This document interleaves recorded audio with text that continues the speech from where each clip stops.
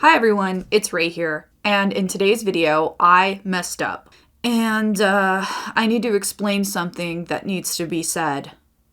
I actually think that kneaded erasers are the best thing ever.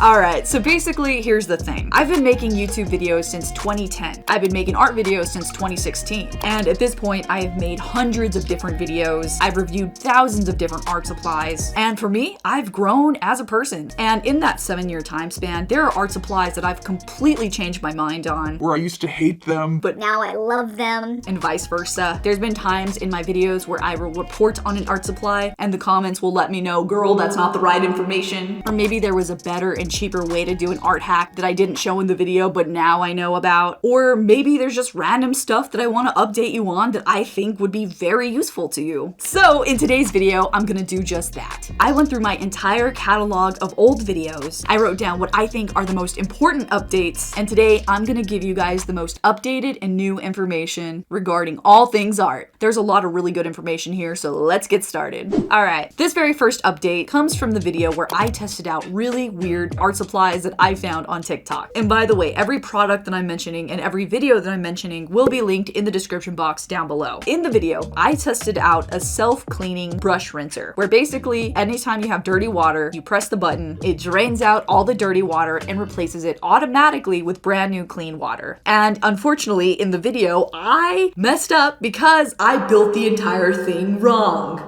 And a lot of people who had the brush rinser were sad that I wasn't able to use it because they all love it so much. So I bought another one for this video. I inspected all the pieces to make sure nothing was broken. I asked for help from somebody who I know is an excellent assembler of items. And I am happy to report the second go around works perfect. I have seen the light. Okay guys, check this out. Here we are dirtying it up. We got the spring on the outside this time. Boom. And it refills right back up, like magic. I am so glad you guys encouraged me to give it a second chance because this thing is awesome. This next update came from a video that was genuinely traumatizing to make. Oh god, I hate eggs. I hate eggs so much. In the video, I followed a paint recipe for egg tempera. And if you don't know what egg tempera is, it is such an important part of art history. It was a way to make paint before paint was accessible. And it was used to make some of the most famous paintings. And in the video, the recipe that I used to make the paint was actually not the traditional way to make the paint. The recipe I used called for egg whites, but for the traditional recipe, you actually use egg yolks. Okay, so I'm gonna try to get through this without making a lot of grossed out faces. So the first thing you're gonna do is get the egg and separate the egg yolk from the egg white. And I'm going to separate the egg yolk from... Keep it together, Ray. Keep it together. It's just one egg. You can do this. And once that's done, you're gonna break open the egg yolk, put the liquid inside a cup. Oh god, okay. Okay, Ray, you can do this. Mix it with a little bit of water, some pigment, or in my case, food coloring. Oh my god. Okay, I did it. It's done. It's done. It's done. And bada bing, bada boom, egg tempera. Throughout my time here on YouTube, I have tried every possible solution on earth to figure out how to remove dried up paint from your brushes. I have tried so many things. I feel like I could make an entire book out of the things that I've tried.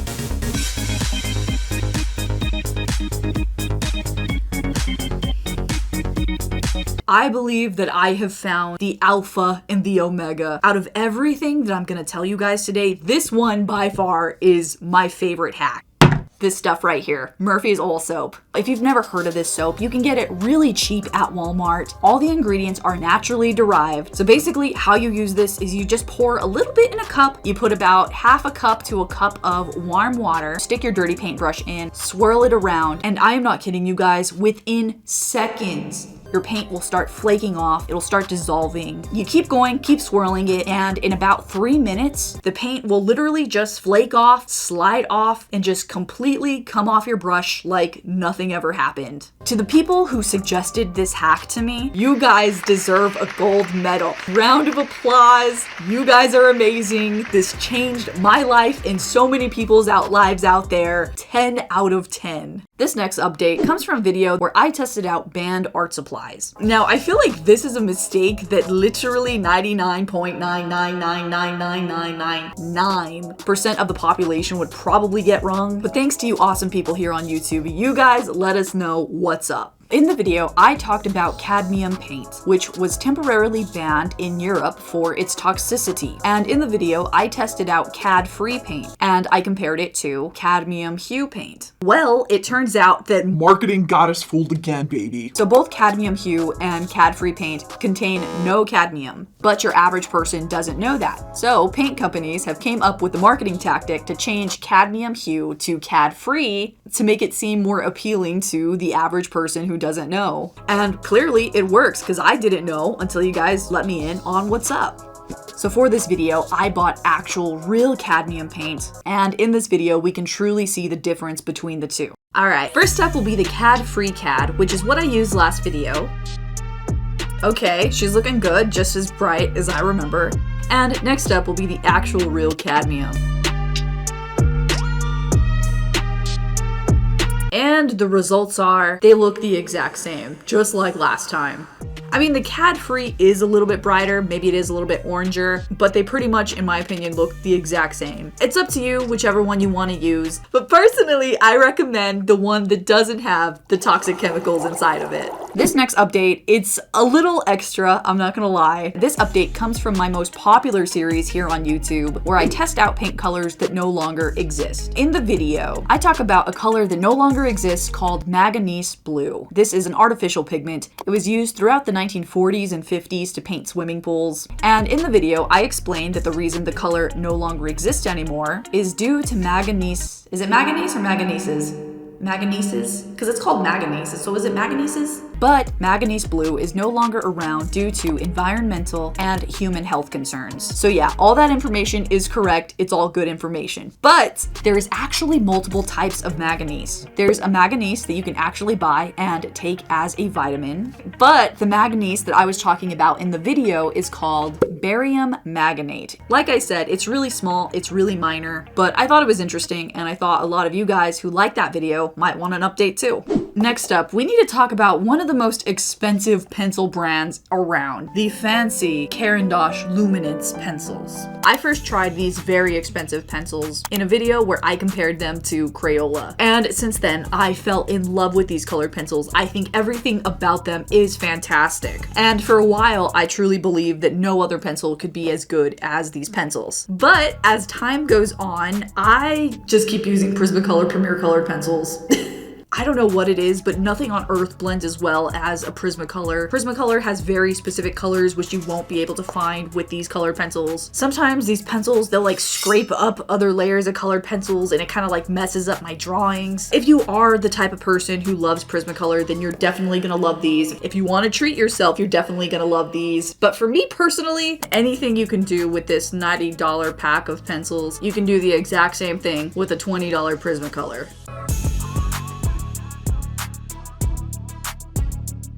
And this brings us to the final one. If you didn't know, back in the day, I was a certified acrylic paint hater. I disliked acrylic paint so much that I actually did an entire video all about why I hate acrylic paint, why it was so frustrating to me, and just all around how it's not the vibe. And of course, in the exact same video, I talked about oil paints and how much I loved them, how fun they were to work with. Well, fast forward a few years later, I have completely changed my mind about the entire thing. To be honest with you, it's been about a good 2 years since I've last done an oil painting, when it used to be my favorite thing of all time. And the main reason that I don't do it anymore is because ain't nobody got time for that. One, it takes a very long time to dry. It can take anywhere from 1 week to 2 months just to dry one single painting. Two, I don't have the proper ventilation in my room. I literally just have a fan and a window. I can't open the window behind me because then you'll hear the birds, cars going by, sirens, people walking by, lawnmowers, random cats. And three, oil painting is so expensive. Not only do you have to have the paint, but you also have to have a glass palette, paint thinner, a special jar for the mixing area, you have to have a palette,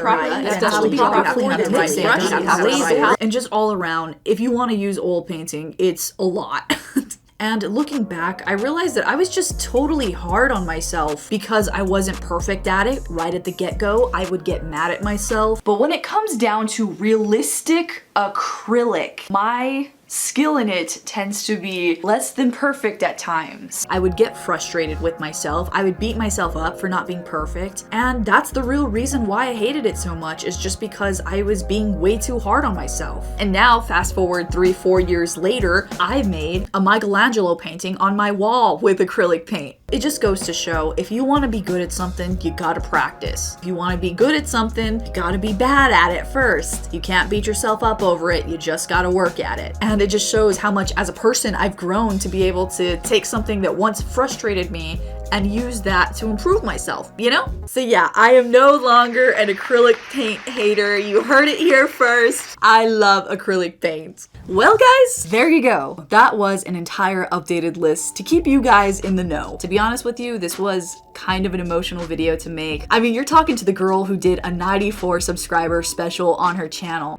Just really quick, I just wanted to say, thank you guys for subscribing to me. I have like 94 subscribers, and that's a lot. And I mean, back then I was just so thankful even just to have 94 people watching my channel. And oh god, here comes the waterworks. But like, I can't even tell you how thankful I am that we recently hit 2 million. It's just so humbling, and I'm just so appreciative, and it just makes me want to work harder and be better because you guys have truly done so much for me. But anyway guys, my battery's about to die. I've been babbling for 3 hours. So with that being said guys, thank you so much again for watching. Thank you so much again for subscribing. All the links to everything will be in the description box down below. Happy drawing, and I'll see you guys next video. Bye!